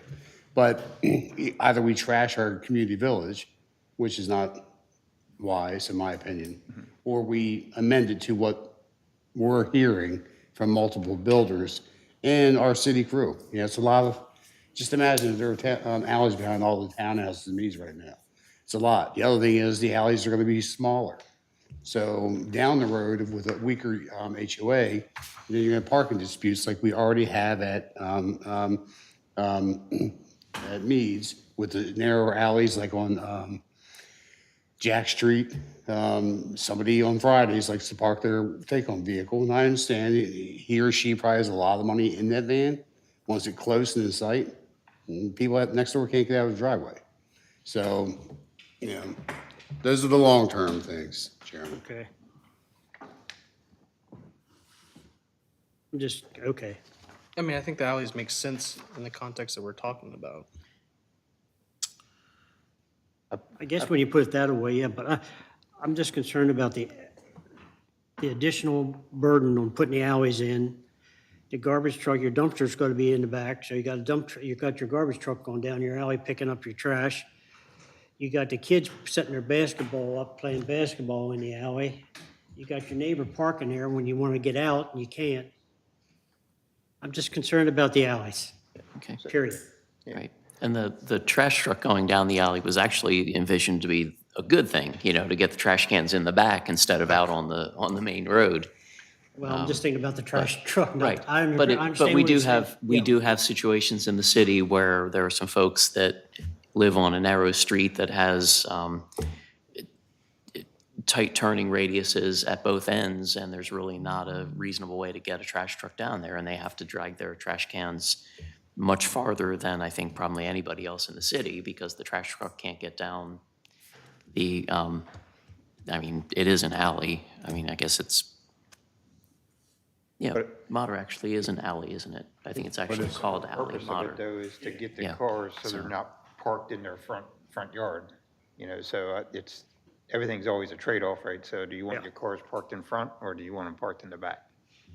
Okay, all right, I'm with you. That was just my opinion. Doesn't mean I'll live there. All right, Well, the whole purpose of having a community village is to cram everything together so you have less maintenance for the town. I mean, that's the whole purpose of it. okay. So we're okay with E I'm good with it. as, okay, Lee, Bill. All right, G's a tough one, Jez. yeah. Yeah, driveway, okay. And same with H, right? Tougher. All right. So I gather everyone read all the rest, we're okay all the way down? Yep. And then- We good on this page? Bill, you good? That's Okay. really, yeah, that's about it. That brings us to the end. So it's not a huge amount of text that would need to be modified to give the relief for the single-family homes in a community village. So what do you want from us on this? You just want the? So if there's, or other suggestions or, just, I guess the general idea of giving the relief to single-family homes and semi-detached, but still requiring the alleys for anything, more dense. So townhouses, triples, quads. Not that we have any quads in the city right now, but, Okay. So I guess before we vote or anything there, so this also talks about the number of parking places that you have, right? So, so I think it was Garnet Ridge, first they had parking on one side, and then the next thing we saw, they don't allow any parking on the street. So if there's no parking on the street, I mean, do we think that the number of parking spaces, off-site parking spaces is sufficient? 2 in the garage and 1 in front of the garage. Yeah, so you That's think, 3. you think that's sufficient, or I personally think 4 is sufficient, I don't think 3 is. well, that is also an age-restricted community, so it does have a slightly smaller, retirement dwellings are required to have 2 spaces off-street. So if they have, 2 in the garage and 1 in the driveway, Yeah, That's they 3. actually That's 3, exceed, that's But your driveway's double garage away. Yeah, so in the you age, get yeah, but 4. in the age restricted, if you have 2 people Right. come there, the other one Right. has to walk out to the parking lot in your age restricted area. yeah. Yeah. Certainly going to be some scenarios where, somebody has a holiday party or a birthday party or whatever, and they have, family and friends coming over. Right. Well, there's probably going to be, 5, 6, 8 cars. Yeah, so And, those I think you is know, normal, but I guess to me, it just seems like 4 was a better number than 3 to me. That's, again, that's my personal opinion. Well, like I say, if you have a 2-car garage, you got 2 in the garage and 2 in front of the garage. There's your Yeah. 4. I'm good with that. So, but this says, It says 3. 3. So you got your 3 plus yeah, 1 additional. So I guess what the consensus are we agreeable with this? If it is, yep, yeah, for now, I guess. right, I mean, everything's due for a I change. don't think I'm voting tonight. If, anyway. if the mayor and council decide to proceed with this, and it gets put into ordinance form, it'll, of course, come back to you because it is a zoning ordinance. So it'll come back to you in ordinance form for your comments and recommendation, when we get to that point. Okay? Yep. So, we all good with this? All right. Yeah. We're good. Next item, Community Comprehensive Plan, Chapter 3. We got time, right? We only have 2 more items ahead. I'm going to need to excuse myself, I'm sorry. Right. Maybe before we move to that, if you've got to leave, let's do the annual report. Carol, you want to Sure. So this is bring the annual report? This is the annual report we provide to the county from activity that happened in the city. And you read the 7 or so items. They're all true, at least most of them. No, they're all true. And part of that requirement is a letter that the chairman has to sign. Basically just to go real fast, Frederick Street Commons, that was a minor subdivision. New building for Duffy Box. These are all things that happened this past year, last year. You have it listed as a new building. Isn't that just an addition to the existing building? There's a gap between the two. It is a They gap run. between it? Yeah, so it's, Okay. yeah. And then Okay, the Soul we're good Farm, then. I'm good then. all right, sir. Soul Farm was annexed in. Then the resolutions or the amendments that were made over the last couple of months between us and mayor and city council. And then Bollinger Park, that was just early last year. In Roberts Mill Park, I added the large small dog park. This is an improvement to our park. And that's it.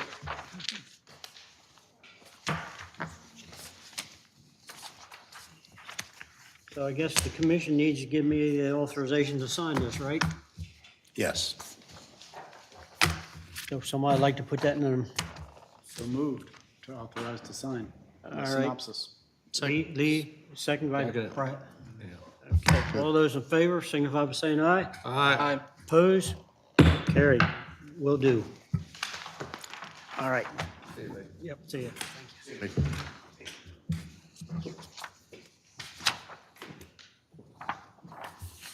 All right. Chapter 3.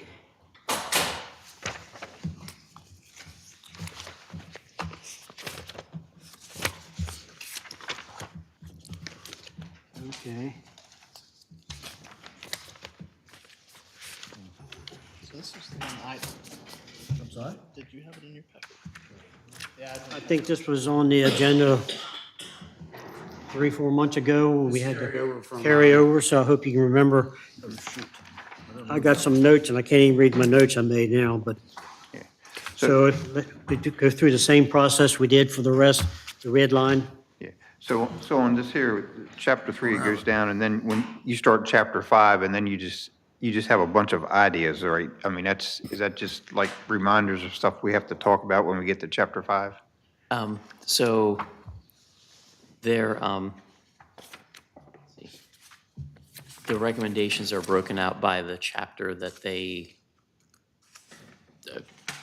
are included in. Yeah. So each chapter has its own recommendations. So there's recommendations on land use and growth management, recommendations on transportation. Chapter 3 kind of takes a look back at those 2010 recommendations and is where we will address like whether we met those recommendations or implemented them, or if we didn't, and if we still want to entertain them or not. Yeah, so when I read down through this, chapter 3, it says, hey, here's what we did last year, right? Last plan, yeah. But then everything that's starting in chapter 5 from there on, it's stuff that we're planning on doing, right? These are things that were planned in the 2010 comprehensive plan. Okay. So the new comprehensive plan that we're working to update now is going to look at those, what are now old recommendations, and evaluate if we achieved them or not. And if we didn't, are they still things that we want to work towards? Yeah. Okay. So I guess- what's before you basically is taking, so the 2010 plan looked back at the 1997 plan. So the struck-through things are, I took out all the old 1997 stuff, and then I plugged in what's now the newer old stuff from 2010. Right. So we need to kind of look through that, see if we accomplished it. If we did, great. If we didn't, is it still a viable, goal for us? This is the one that I thought would probably take some time. Okay, well, I guess for the first thing at the bottom of the page, he said, create a residential office zone. I mean, this is the first I've heard anything like that. What's the intent there, or, I don't remember anything in 2010 talking about an office zone. Yeah, at the time, I believe there was a lot of pressure to do what had created that restricted general business district all along Baltimore Street, where there were properties on the market, and at the time, I guess they were languishing on the market, but there was interest to convert them to office space. And the idea was to try to come up with some idea that would, allow reuse of those properties. And we never, the pressure kind of went away and we never moved on it. So would that be any different than downtown general business? Well, it would be, I think it was intended to allow offices in what otherwise would be a residential district. So like the first floor be an office and residential upstairs? Or just like LaFavor's was, like LaFavor Construction was. Okay. So that took an existing home on a primary street and converted it to a commercial use. In that case, we rezoned that block Yeah. to allow it, and this was trying to, I think, avoid doing the same thing for the entirety of Baltimore Street. Okay. So I don't know if, I don't think we have the same pressures that we did. And I guess also when we were having these conversations, it was also when the housing bubble had burst and we were not out of that, when we were working through these things. Okay. That's all I had on the front page. Well, so the first couple of chapters, paragraphs are fine, right? You're just cleaning it up, right? So, Just updating. yep. Yeah. So then you got chapter 5, land use and growth management. So the first state says encourage walkability between residential and commercial areas. So I guess I'm a little bit confused. Are we saying that we did accomplish that? We are going to try to accomplish that? Right, Or that in 2010, we were going to try to accomplish that. we were going to try to accomplish that? Right, this was a recommended action in 2010. All so these for is each- what we intended to do or was doing. Yeah, so, Right? Right. just so for each one of them, we got to say, okay, we still think that's a good idea and we want to put it in there. Exactly. Yeah. Right. And there may be some that we actually did accomplish, but, but even those were probably like to limited extents. So, Okay. I mean, almost all of these is something that our goal is to work towards. right, Yeah, and that's when I went down through there, that's my question. It looked like they were all goals, not accomplishments. Yeah. Well, some of them were in a phase. So, That's like say with that last one, I didn't recognize that. yeah. The office zone.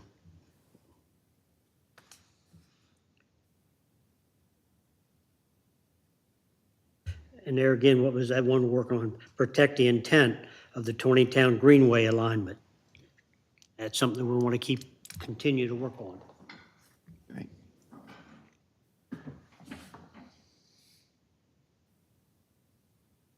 so I guess the one that says develop a cluster ordinance to allow or require cluster development in areas designated for lower density residential development. I don't know what that means. We really didn't do too much about that. Right. No, we didn't. That was envisioned, I think, for the yellow areas on the map.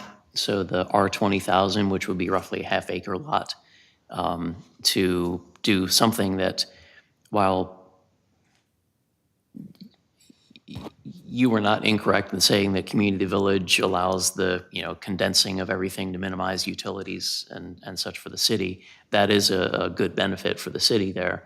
But the intent is also to preserve more open space, more contiguous open space, and clustering in the lower density areas would have a similar effect of, preserving more open space rather than one house every 20,000 square feet, and then having all that road frontage and utilities spanning a greater distance.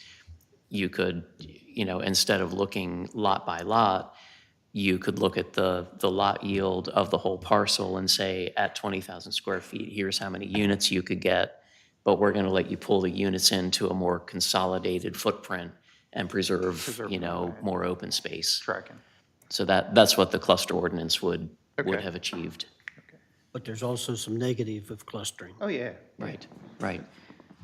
It's never a win-win. Everybody says that all the time, but it's never. And with that regard, You don't have any? looking at that, With this either? looking at that yellow on the map, the Sewell Farm, as you may recall, it was a little controversial when it was being annexed because on the map, it was shown as R20, well, I guess that was medium density residential, but it would equate to R20,000. And it was annexed as R10,000. Right. So basically double the, half the lot size requirement. So we need to kind of look at the map with an eye that now would be orange and not yellow and green.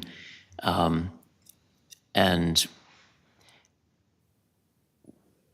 this kind of feeds into, land use and growth management.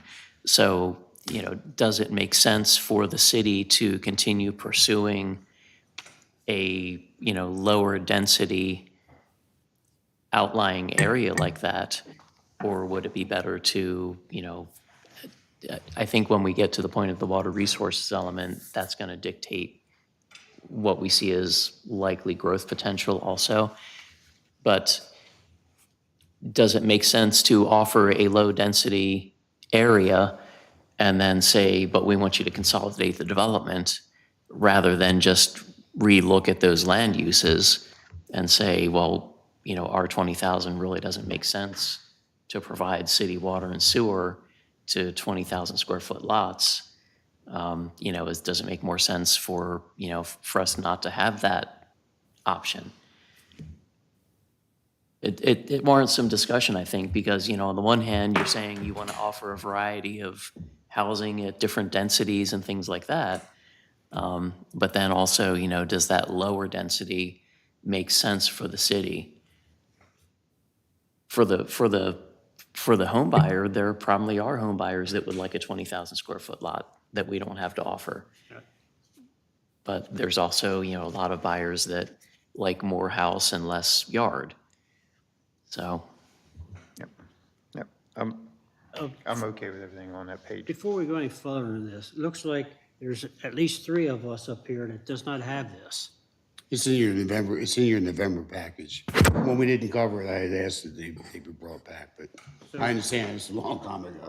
I'd like to table this, just because there's 2 on this side, pick that up, add it to next month. If you don't have it, I'll let you know. This year, year, we'll make sure we get it. November package. Yeah, because like I said, this is at least 3 months, Yeah. so we can pick that up then. And Sorry, it's a long time ago, man. But, no, the discussion was good for me because I understand better what we have here in front of us now, Good. so I'm good. So if you just can't find it, let me know. Yep, sure will. Okay, mark it up and we'll talk about it next month. Last item, discussion of public outreach to encourage citizens' input. Jim or Daryl, your comments on that?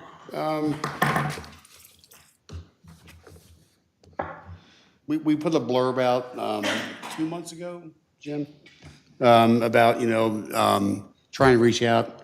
Mr. Tillman's been talking about it where, and I'm starting to see a buzz. Chris, I don't know if you are or not, but where people are starting to, having been an elected official a couple, 3 times, now with social media, it's not fair of you guys being on this board or an elected official to have to go home and troll Facebook.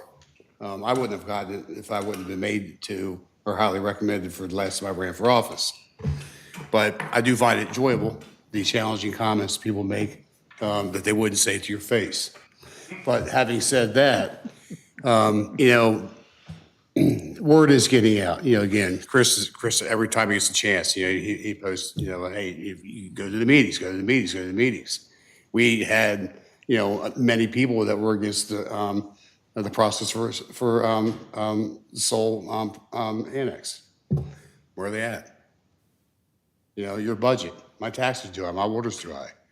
Where are they at? I guarantee you, if you come down, and Jim, I'll probably see you in the background.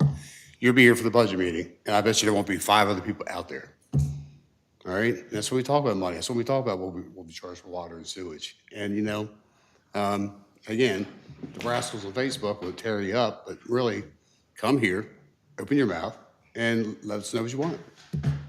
We need to talk it up as when we're out in public. Yeah. I ask people to come to the meetings. Whatever their input is very important to what we decide to do. But just let me ask you another question. I've been saying this for a long time. A 7:30 meeting is something you did back in the 50s and 60s when Ma had meatloaf on the stove with the table whatever time you got home. It's not that way anymore. I mean, I don't know about you guys. I'm over 40, Chris.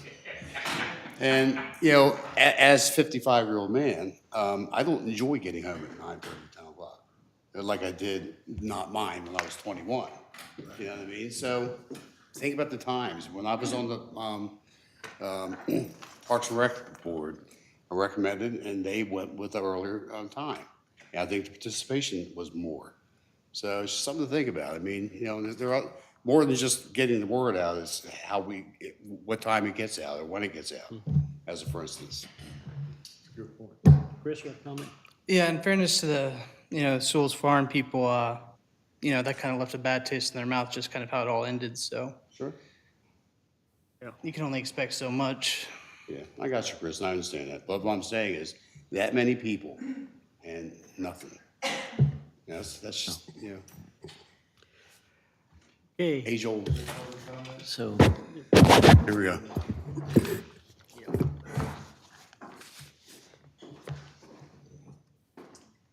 So Jim Thomas on Deal Road. I wanted to comment real quickly on your last discussion, since we didn't have a chance to do that. I think when I was involved with some of the planning of Meads Crossing and really looking at your comprehensive plan, having discussions with Jim over time, I think the spirit of that vision is really give you all flexibility in different situations. So if you, for example, look at the notion of creating transitional zones into the countryside versus R10,000 up to the farmland. So if you start legislating or creating zoning ordinances that are inflexible, you're going to miss, I think, the opportunity for a really big vision. And a lot of this has to be applied, I think, almost property by property in a situation. Because, for example, on Sewell's Farm, you have a waterway on that northern boundary, which automatically solves that issue, for example. So I just want to encourage you, like the cluster housing, for example, if you can do that, just gives you another tool that you can apply when it's appropriate, rather than feeling you have to really say every situation is going to be a certain kind of way.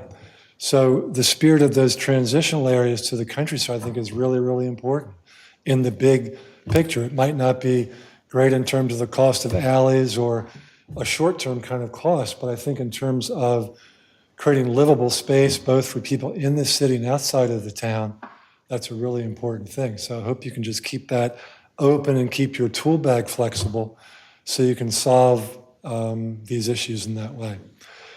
Second thing about the meetings, the group that I started with Tara and my partner Christine, this Envision Taneytown, was really trying to figure out a bridge for the way that what happens here and what happens in terms of the communication into the community. So one thing I've been aware of, if I look at the agenda that's posted online, it's not really clear how that agenda affects the people in the town. There's a list of topics, but it's really not clear how that impacts me or what input you're looking for around those projects.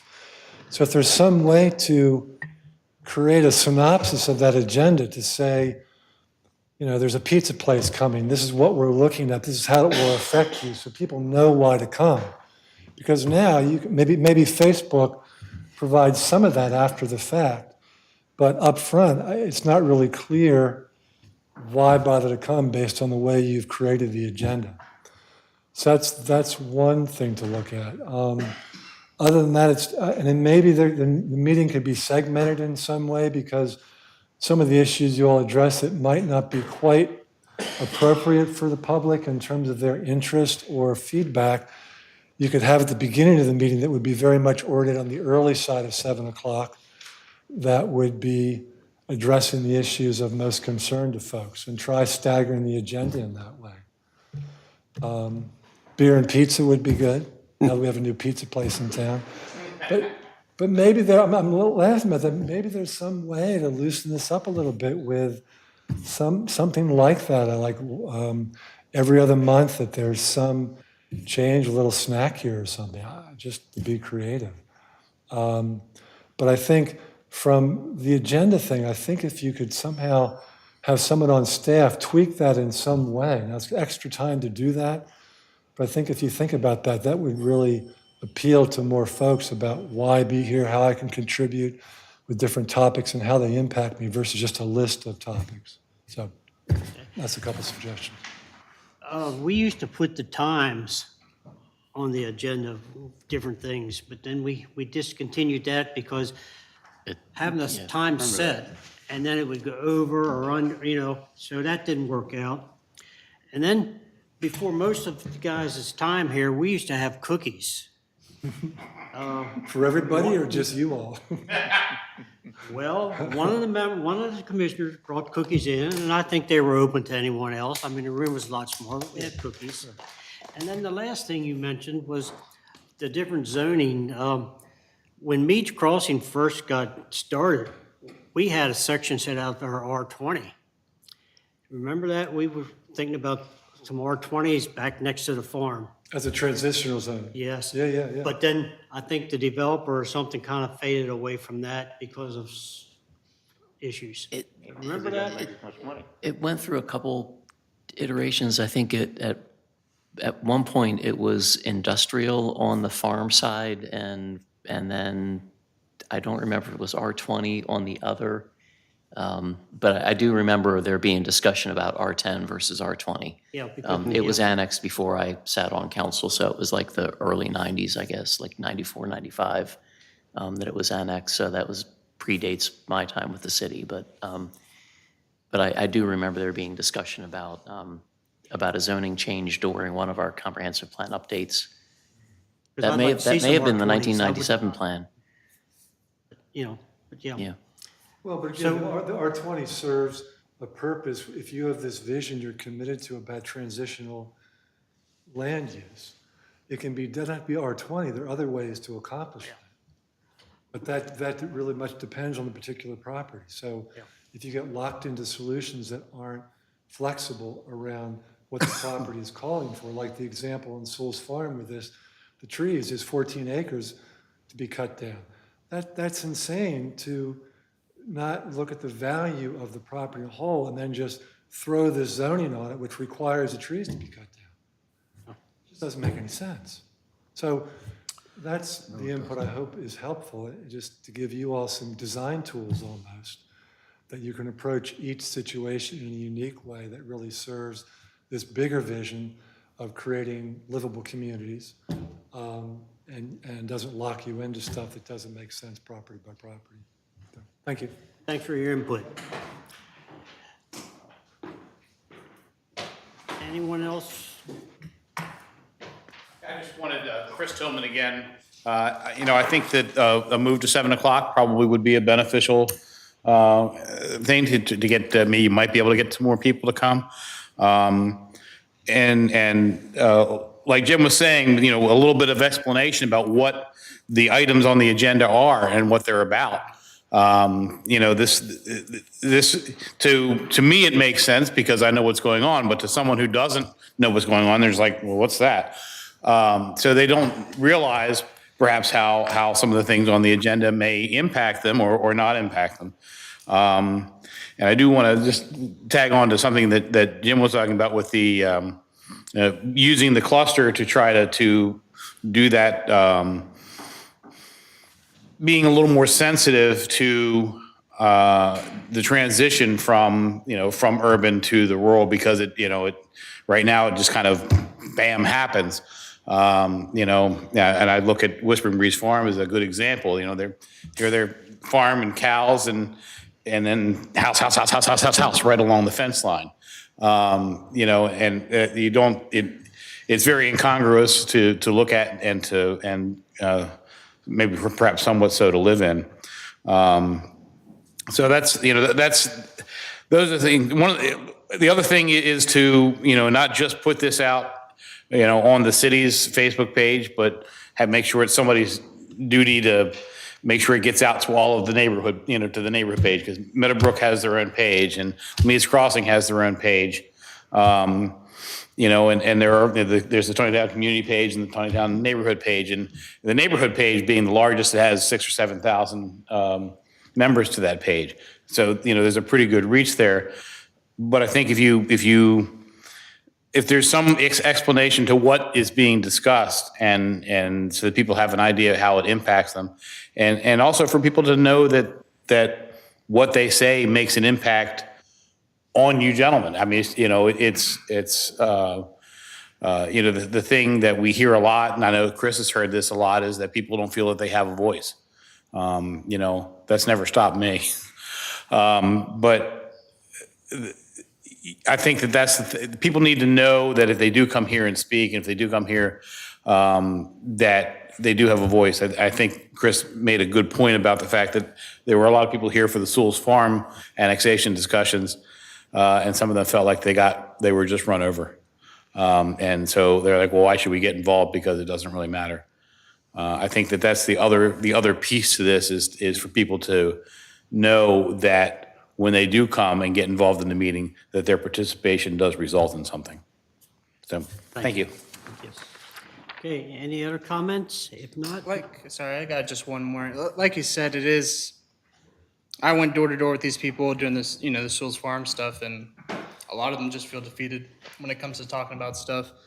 And part of it is just kind of restoring, it's going to sound corny, but restoring that hope that somebody is actually hearing them out here, you know what I mean? And that's, it's going to take a little, especially again after what happened with Sewell's and stuff like that, so. okay, thanks. Okay, it looks like next meeting, February 27th. Sound good? Sound good?